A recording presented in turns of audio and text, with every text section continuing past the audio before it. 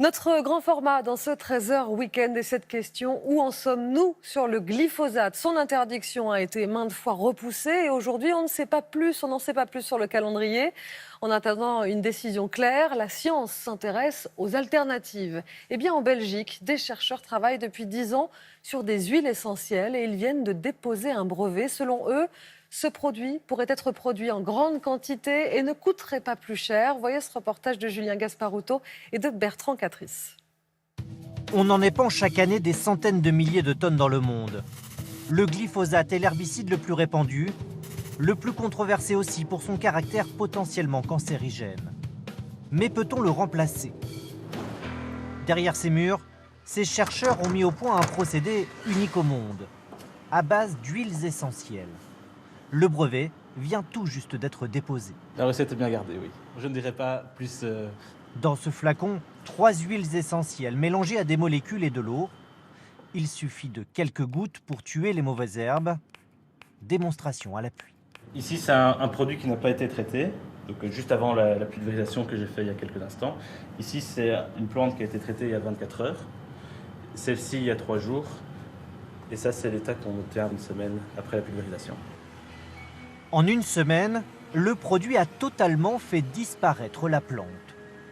Mais selon les chercheurs, les huiles essentielles agissent de façon ciblée et ne présentent pas les mêmes risques que le glyphosate. Évidemment, on a une certaine toxicité pour les plantes, mais ce qu'il faut savoir, c'est que les huiles essentielles sont très très vite dégradables, biodégradables. Donc c'est un produit qui est plus respectueux de l'environnement et aussi de la santé humaine, puisqu'on sait que certaines d'entre elles sont déjà utilisées dans le secteur médical et paramédical.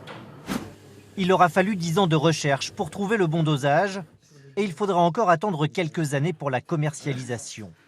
Mais à terme, l'objectif est bien de proposer une alternative aux herbicides actuels.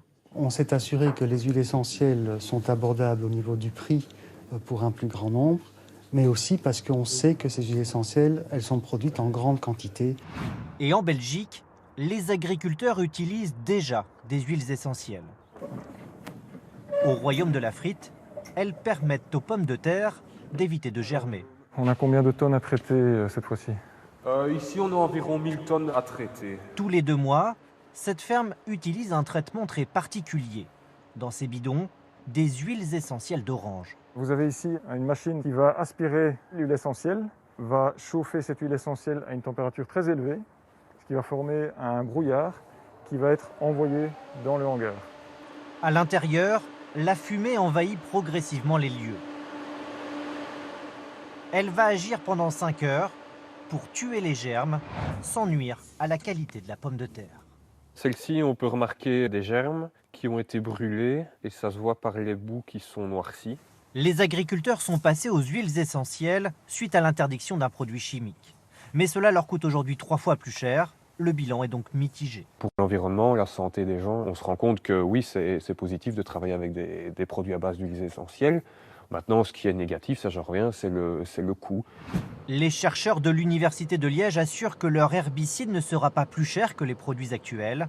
Ce sera l'un des critères déterminants pour convaincre les agriculteurs de l'utiliser.